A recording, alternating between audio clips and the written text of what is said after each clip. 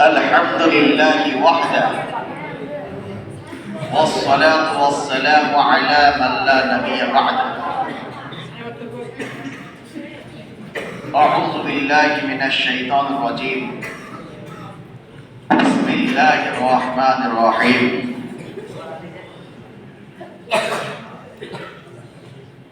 اقرأ باسم ربك الذي خلق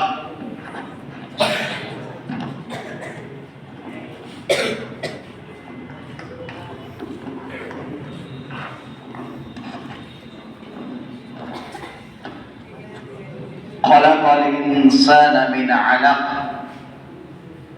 اقرأ وربك الأكرم الذي علم بالقلم صدق الله العظيم সমস্ত প্রশংসা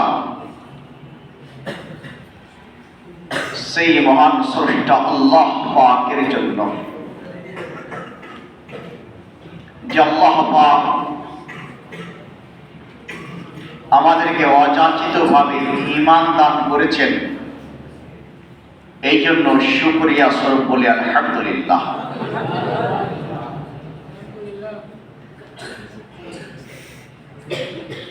modern education with দিন, বাস্তব শিক্ষার সাথে সাথে দিন শিক্ষা বহুত জরুরি।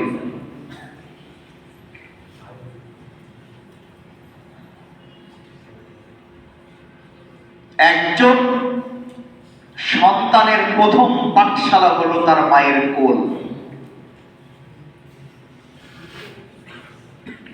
মা যদি দিনদার হন, অটোমেটিক ভাবে বাচ্চাকে দিনদার হতে বাধ্য। মা যদি বদ্দিন হন, অটোমেটিক ভাবে বাচ্চা বদ্দিনে হবে, এটাই বাস্তব।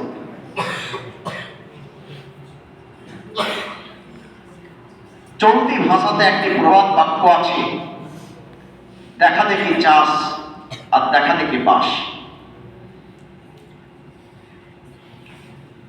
উদাহরণস্বরূপ জেনে নাও, বুঝে নাও।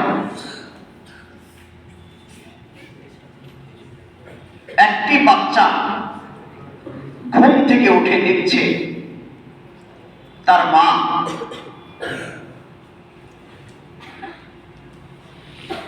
সকাল 8টার সময় ঘুম থেকে ওঠে, মুখ না পরিষ্কার করে ব্যক্তি বিছানাতে চা পান করে।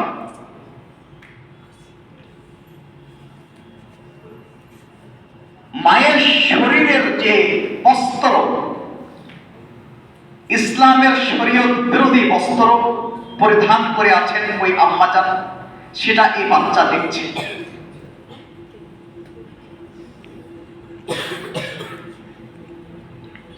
বিছানাতে চা পান করার পরে রিমোট দিয়ে টিভি চালিয়ে দিল, কিংবা মোবাইলে কিছু দেখছে যেটা শরীয়ত বিরোধী কিছু, এই অটোমেটিক ভাবে বাচ্চা দেখছে না দেখছে। ছোট্ট বাচ্চা প্রতিদিন দেখে তার মা নামাজ পড়ে না, কোরআন তেলাওয়াত করে না, শরীয়ত বিরোধী পোশাক পরিধান করে, ইত্যাদি ইত্যাদি। ঘরের বাইরে বেরিয়ে যেয়ে দেখে তার বাবা রাস্তার ধারে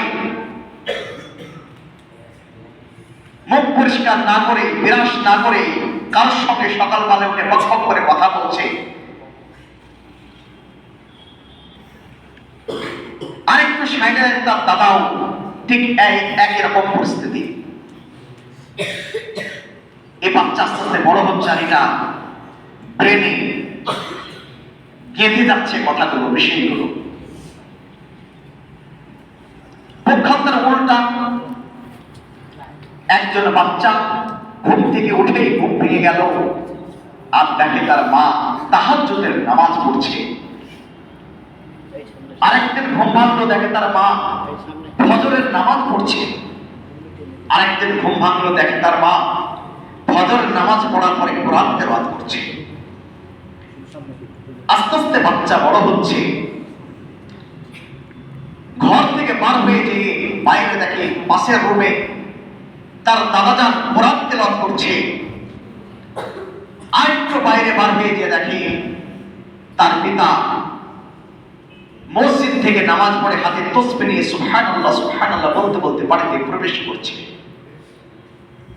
এই কালচার অটোমেটিক ভাবে বাচ্চা নিজের মধ্যে অ্যাকসেপ্ট করবে না করবে না করবে। আস্তে আস্তে বাচ্চা বড় হচ্ছে এইভাবে। বাচ্চা একটু বুঝতে শিখেছে, তার মা তাহাজ্জুদের নামাজ পড়েছে, বাচ্চা দেখেছে। ফজরের নামাজ পড়েছে, বাচ্চা দেখেছে। কোরআন তেলাওয়াত করলো, তারপরে মা বাচ্চা দেখেছে। কোরআন তেলাওয়াতের পরে বাচ্চাকে ডেকে বলে, হে প্রিয় বৎস, আমার সম্মুখে বসো। বাচ্চা বসিয়েছে, বাচ্চাকে বসিয়েছে। প্রতিদিন কোরআন তেলাওয়াত হয়, কিংবা মা হাদিস তেলাওয়াত করেন, কিংবা কোন ইসলামিক বই বা পুস্তক পড়াশোনার পরে বাচ্চাকে একটি করে নসিহত প্রতিদিন করে, হে প্রিয় বৎস, লা তুশরিক বিল্লাহ, আল্লাহর সঙ্গে শরীক করবে না। আমার মুখ্য পরের দিন এই বাচ্চা মায়ের সামনে বসে আছে, ঠিক আবার কোরআন তেলাওয়াতের শেষে বাচ্চাকে নসিহত করছে, হে প্রিয় বৎস, তুমি জীবনে মিথ্যা বলবে না। আস্তে আস্তে কিন্তু বাচ্চা বড় হচ্ছে।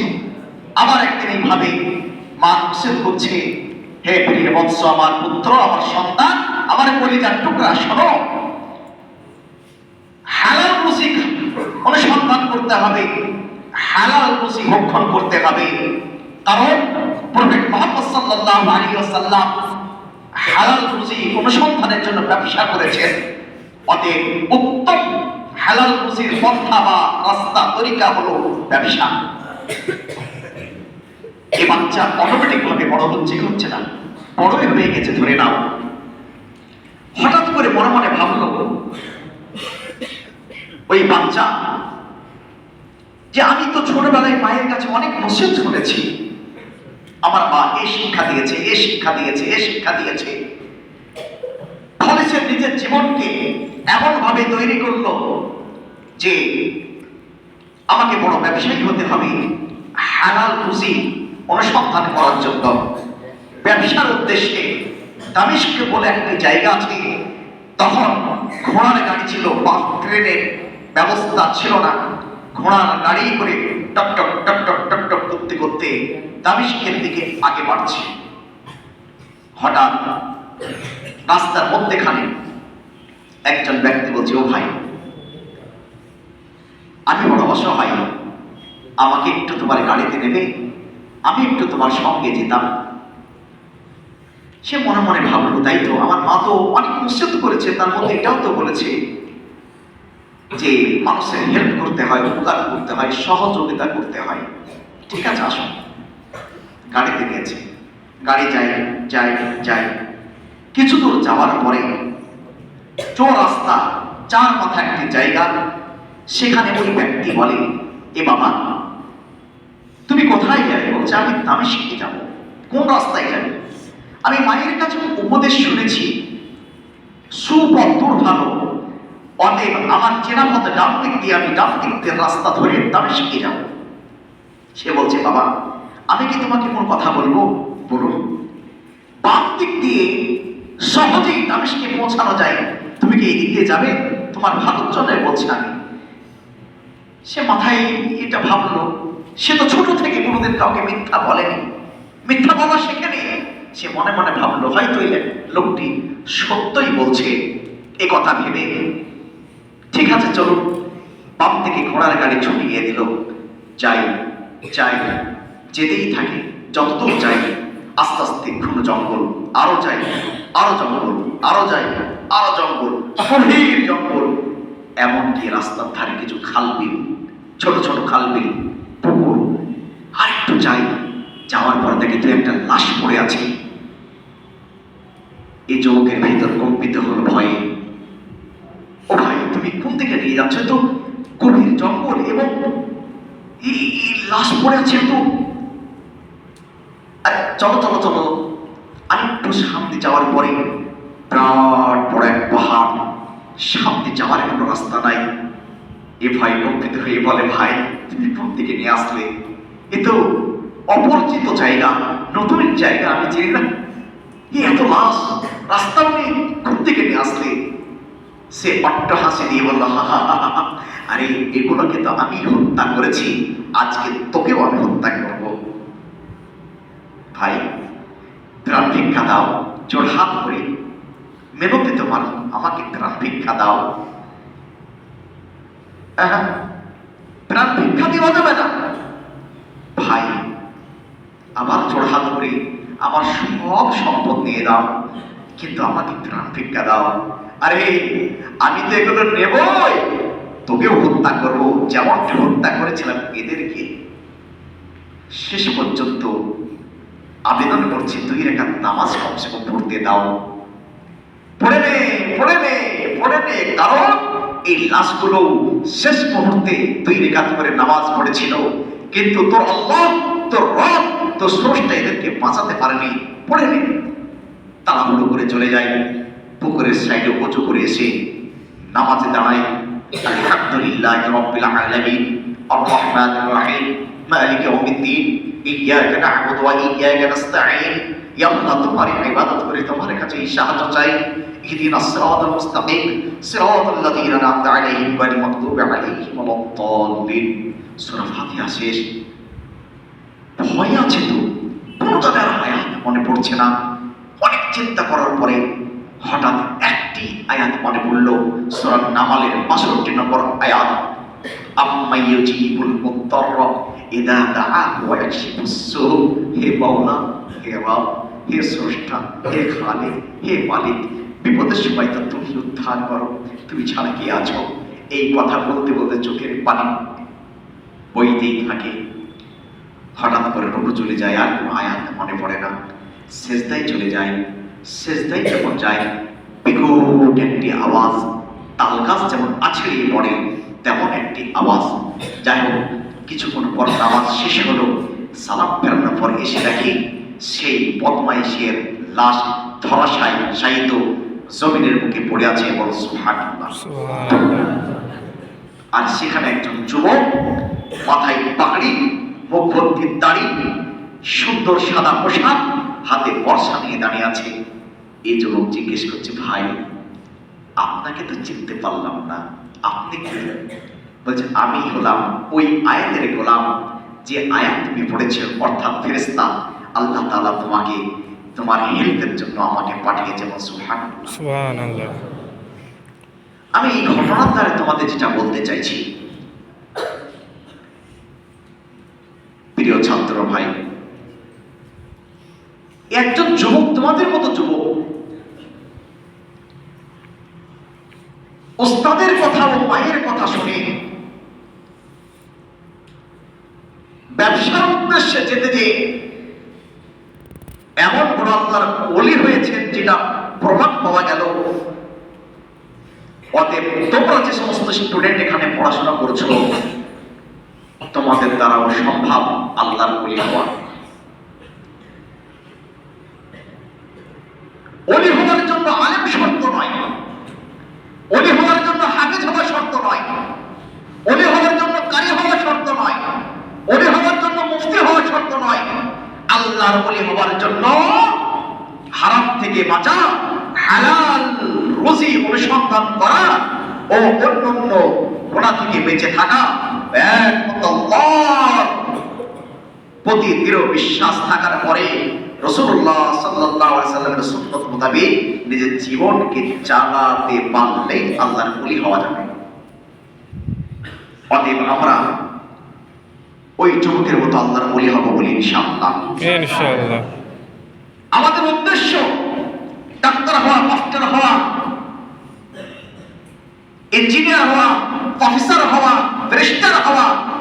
যদি একটা উদ্দেশ্য এমন কিছু থাকতে পারে, এই উদ্দেশ্য থাকাটা ভুল কিছু না, কিন্তু মাথায় রাখতে হবে ওই শিক্ষা শিক্ষা নয়, ওই ইলম ইলম নয়, ওই জ্ঞান জ্ঞান নয়, যে শিক্ষা, যে ইলম, যে জ্ঞান তার স্রষ্টাকে চেনাতে পারে না, তার রবকে চেনাতে পারে না, তার মালিককে চেনাতে পারে না, তার খালিককে চেনাতে পারে না, ওই ইলমের কোনো দাম নাই।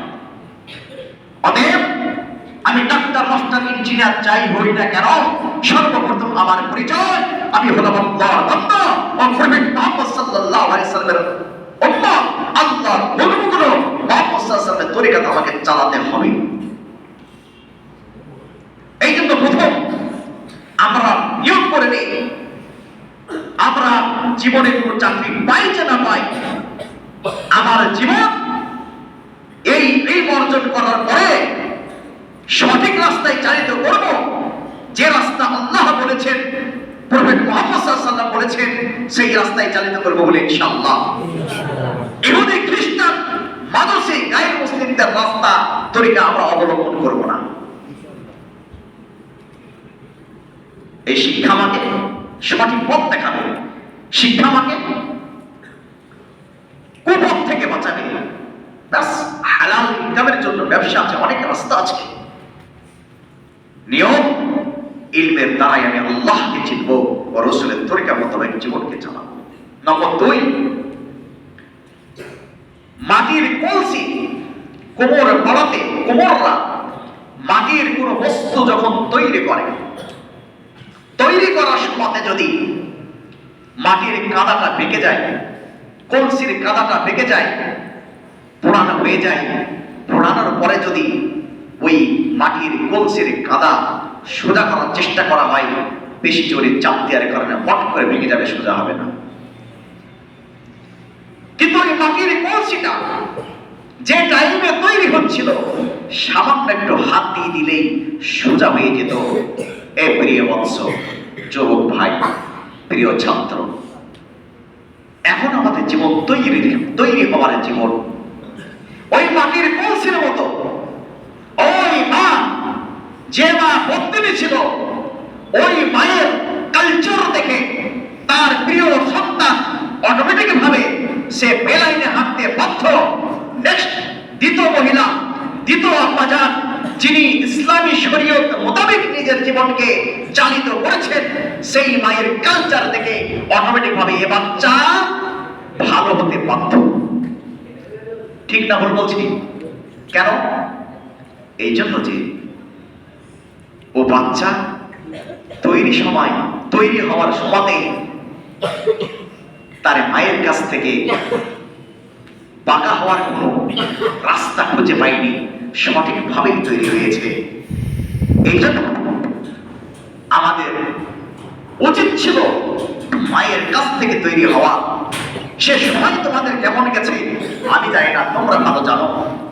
কিন্তু এখনো জীবন বাকি আছে এবং কেবলমাত্র শুরু। তোমরা স্টুডেন্ট, তোমার জীবন পরিবর্তন করা, তৈরি হওয়া, ঠিক হওয়া, এটাই জীবন, এটাই সঠিক টাইম। এই জন্য এখনো বহু সময় বাকি, আমার জীবনকে পরিবর্তন করবো বলে ইনশাআল্লাহ। 2 নম্বর কথা আমি তোমাদের প্রশ্ন করছি, এই যে এদিকে একটি প্রাচীর আছে না নাই, দেওয়াল আছে না নাই? একটি দেওয়াল আছে। ওই দেওয়ালের কোন ব্যক্তি ডাইরেক্ট এদিকে আসতে পারবে? পারবে না। তার জন্য দরজা প্রয়োজন, বা আমি ওদিকে যেতে পারবো না। ব্যবধানটা কি? আমার মধ্যে আর অধিকার মানুষের মধ্যে ব্যবধানটা কি? একটি দেওয়াল। প্রিয় ছাত্র ভাই, আমার মধ্যে আর গায়ের মুসলিমের মধ্যে পার্থক্য কি? দেওয়াল। দেওয়ালটার নাম কি? as-salat, as-salat, as-salat। মান তারাকা as-salata মুতাআম্মিদান ফাকাদ কাফার। যে ইচ্ছাকৃতভাবে নামাজ ত্যাগ করলো, সে কুফরি করলো, শিরকি করলো। কেউ কেউ বলেছেন কাফির হয়ে গেল। এটা শুধু হাদিস না লজিক কি আছে? আচ্ছা বলো তো, এটা দিন না রাত? যেটা বলো, তুমি বললে, তোমরা বললে, আমি বললাম, আমরা বললাম, এটা রাত, এটা রাত, এটা রাত, দিন নয় এ কথাটা বললাম না। এই কথাটা খুব ভালো বোঝার আছে, ভালো করে শোনো তোমরা। বারবার বলছি এটা রাত, এটা রাত, এটা রাত, দিন নয় এ কথাটা বললাম না। কিন্তু আমি রাত বলা মাত্রই অটোমেটিক ভাবে এটা যে দিন নয় এটা বুঝাচ্ছে না, আসছে না? এটা বুঝাচ্ছে না, আসছে না? বলো এবার বুঝাচ্ছে না, আসছে না? বুঝে আসছে। দেখো আমি যখন নামাজে দাঁড়াই আল্লাহু আকবার বলে দাঁড়াই, ঠিক না ভুল? নামাজ ছাড়লে পর কি ক্ষতি সেটা তোমাদের বোঝাচ্ছি। নামাজ ছাড়লে কি ক্ষতি আর নামাজ পড়লে বা নামাজ ধরলে কি লাভ সেটা একটু পর বলবো। আমি আল্লাহু আকবার বলে যখন দাঁড়ালাম, আল্লাহু আকবার শব্দের মানে হলো আল্লাহ সব থেকে বড়, ঠিক না ভুল বলছি? বলো আল্লাহ সব থেকে বড়। আমি যখন রুকুতে গেলাম বললাম আল্লাহু আকবার, কি বললাম বাবু? আল্লাহু আকবার, মানে আল্লাহ সব থেকে বড়। অতএব অটোমেটিক একটা কথা বুঝাচ্ছে আমি ছোট, এটা বোঝাচ্ছে না? আল্লাহু আকবার, ইয়া আল্লাহ আনতা আকবার, তুমি সব থেকে বড়, ওয়া আনা আসগার, আমি সব থেকে ছোট, যার কারণে আমি তোমার সম্মুখে আমি ছোট হয়ে গেলাম রুকুর মারফতে। আবার বললাম আল্লাহু আকবার, ইয়া আল্লাহ তুমি সব থেকে বড় আর আমি সব থেকে ছোট, যার কারণে তোমার সম্মুখে সিজদার মারফতে ছোট হয়ে গেলাম। অতএব নামাজের মারফতে আমি বোঝাতে চাইছি ইয়া আল্লাহ তুমি রব, তুমি খালিক, তুমি মালিক, তুমি সর্বশক্তিমান, সব থেকে বড় তুমি আল্লাহ, আর আমি তোমার গোলাম, তোমার বান্দা, আমি সব থেকে ছোট, তাই মাটিতে লুটে পড়েছি তোমার সম্মুখে, এই জন্য যে আমি ছোট। এবার পক্ষান্তরের উল্টোটা নিয়ে নাও। এ বাবু যারা নামাজ পড়ো না, নামাজ পড়ছো না মানে আল্লাহু আকবার শব্দটা বলছো না, এটা রাত বললে, দিন বলো না, কিন্তু এটা রাত বললে, অর্থাৎ আল্লাহু আকবারটা বললে না, রুকুতেও গেলে না আল্লাহু আকবার বললেন না, সিজদা গেলে না আল্লাহু আকবার বললে না। এর মানে এটা তো নয় আল্লাহু আকবার আল্লাহ তুমি যে সব থেকে বড় এই কথাটা বলতে পারছি না, এই কথাটা স্বীকার করতে পারছি না। অতএব আমি যে ছোট হতে পারছি না রুকুর মারফতে, আমি যে সিজদার মারফতে ছোট হতে পারছি না, অতএব ইয়া আল্লাহ আনতা আসগার ওয়া আনা আকবার, আনতা আসগার ওয়া আনা আকবার, ইয়া আল্লাহ তুমি সব থেকে ছোট আর আমি সব থেকে বড়, যার কারণে তোমার সম্মুখে সিজদা মারতে পারছি না, তোমার সম্মুখে ছোট হতে পারছি না। এই কথা বুঝাচ্ছে না, আসছে না? কথা বুঝতে পারছো তোমরা? আল্লাহু আকবার বললাম না, অতএব তুমি বড় কথাটা আমি মেনে নিতে পারছি না। এটা রাত বললাম, দিন নয় বললাম, দিন বলিনি যে দিন নয়, কিন্তু আমি যে আল্লাহু আকবার বলতে পারছি না, এর মানে এটা বোঝাচ্ছে না যে আনা আকবার, আনা আকবার আমি সব থেকে বড়, ও আনতা আসগার তুমি ছোট। বল আস্তাগফিরুল্লাহ, বলো এটা কি বোঝাতে পারছে তোমাদের? অতএব নামাজ না পড়লে, নামাজ ছেড়ে দিলে পরে অটোমেটিক বুঝে আসে আল্লাহকে বড় বলে মানতে পারছে না, আমি নিজেকে বড় ভাবছি। আর বড় ভাবাটা এটা তাকাব্বুর, অহংকার, আর যার মধ্যে বিন্দু মাত্র অহংকার থাকবে জান্নাত দূরের কথা, জান্নাতের গন্ধ পাবে না। এটা নামাজ ছেড়ে দেওয়ার ক্ষতি। অতএব আমি নামাজ ছেড়ে দিলাম। আমি নামাজ যেমন পড়ি না, একটা হিন্দু ভাই নামাজ পড়ে না, হিন্দু ভাই, খ্রিস্টান ভাই, মাজুসি ভাই, ইহুদি ভাই, তাকে আমি শ্রদ্ধা জানাই, তার ধর্ম তার মতো করে পালন করছেন, ঠিক আছে, কিন্তু আমি পার্থক্য বুঝাচ্ছি। একটা হিন্দু ভাই, খ্রিস্টান ভাই, তিনিও নামাজ পড়ছেন না, আমিও নামাজ পড়ছি না, তিনিও ফাংশনে যাচ্ছেন, আমিও ফাংশনে যাচ্ছি, তিনিও পূজার মেলাতে যাচ্ছেন, তিনি তো যাবেনই, তার মেলা, তার উৎসব, আমিও পূজার মেলাতে যাচ্ছি। আমাদের মধ্যে কি পার্থক্য? দুইজনের মধ্যে একটাই দেওয়াল পার্থক্য, সেটা হলো সালাত, সালাত, নামাজ। কখনো কেমন হয়েছে গায়ের মুসলিম ভাই গঙ্গার ধারে ঠাকুর ডুবাতে গেছেন, হাইয়া আলাস সালাহ, হাইয়া আলাস সালাহ, এই বলে যখন মুয়াজ্জিন ডাক দিয়েছেন মসজিদ থেকে, কোন হিন্দু ভাই কি এটা বুঝতে পেরেছেন কি ব্যাপার? গঙ্গার ধারে এখন তো ৫,০০০ লোক ছিল, হঠাৎ করে অটোমেটিক অর্ধেক ২,৫০০ কেটে গেল কোথায়? এটা কি কোনোদিন প্রকাশ পেয়েছে? পাইনি। যদি পেত তাহলে বোঝা যেত আরে নানা আজান হয়েছে, হিন্দু ভাইরাই বলতেন নানা আজান হয়েছে, যার কারণে অর্ধেক যারা মুসলিম ছিল ওখানে চলে গেল। পার্থক্য এখানে বুঝে গেল। অতএব মুসলিম ভাই, হিন্দু ভাই, তোমরা দুইজনেই পাশাপাশি দাঁড়িয়ে আছো, তোমার কানে আজানের ধ্বনি যাওয়ার পরেও ওখানকার ব্যবধান বুঝে আসতো না। অতএব আমাকে বুঝতে হবে একজন হিন্দু, একজন গায়ের মুসলিম, একজন ইহুদি আর আমার মধ্যে কি পার্থক্য? কোনো পার্থক্য নাই। অতএব আমি যা দিও তাই। অতএব কিয়ামতের দিন একসঙ্গে তাদের সঙ্গে হাজির হবে। জান্নাত দূরের কথা, জান্নাতের গন্ধ পাওয়া যাবে না। নমরুদ ও হামানের সঙ্গে আমাদের হাজির হবে, কাফেরদের সঙ্গে আমাদের হাজির হবে নামাজ ছাড়ার জন্য।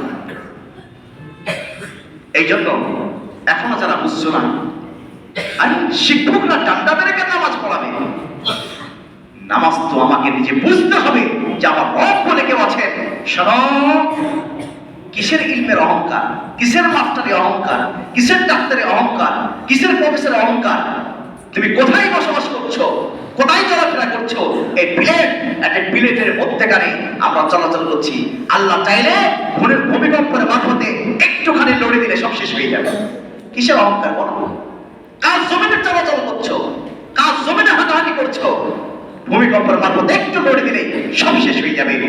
অহংকার কিছু নাই।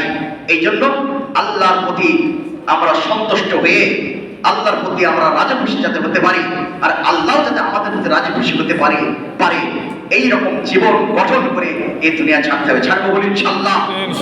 তাহলে নামাজ না পড়ার ক্ষতি করলাম, অতএব নামাজ ছাড়া যাবে না। নামাজ পড়লে পরে লাভ কি? আর মাত্র 10 মিনিট টাইম আছে, এর মধ্যে আমার বক্তব্য ইতি করবো ইনশাআল্লাহ। নামাজ পড়লে লাভ কি শোনো।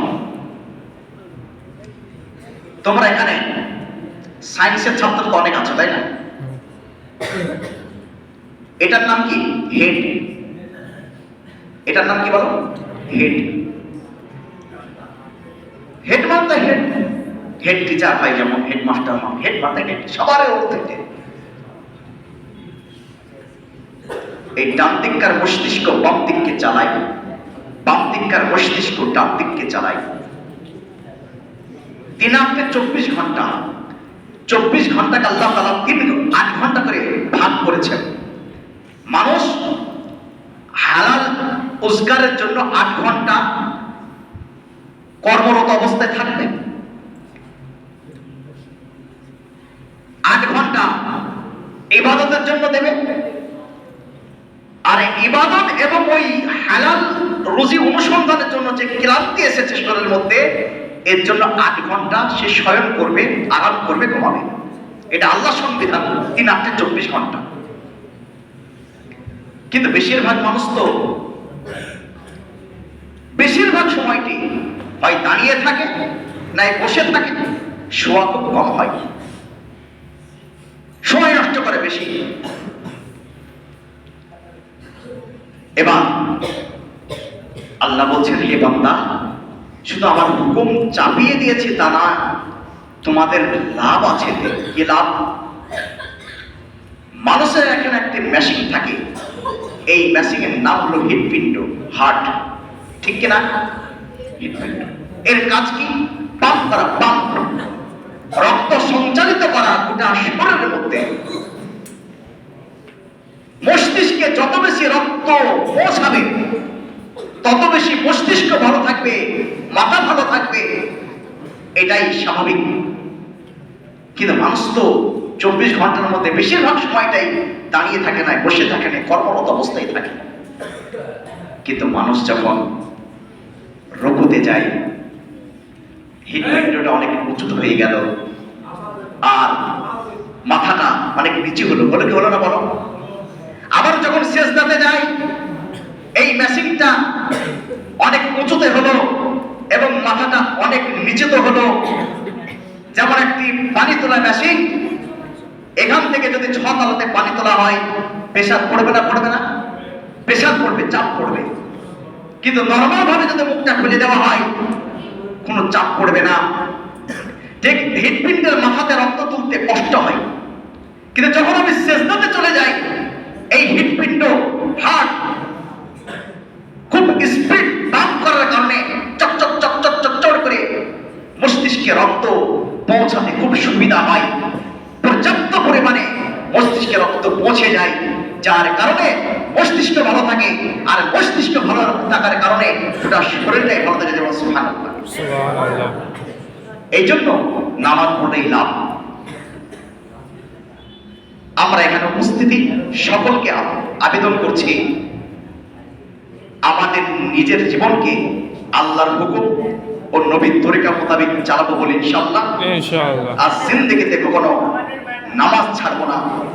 নামাজ ছাড়লে পরে আল্লাহ অসন্তুষ্ট হন, আর নামাজ পড়লে পরে আল্লাহ সন্তুষ্ট হন। তার সাথে সাথে আমার শরীরও সুস্থ রাখার জন্য যথেষ্ট।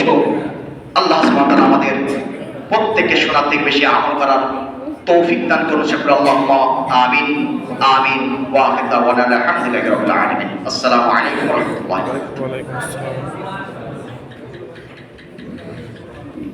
করবার আমরা কোনো ভূমিকা না নিয়ে আমাদের অনুষ্ঠান শুরু করবো। এখানে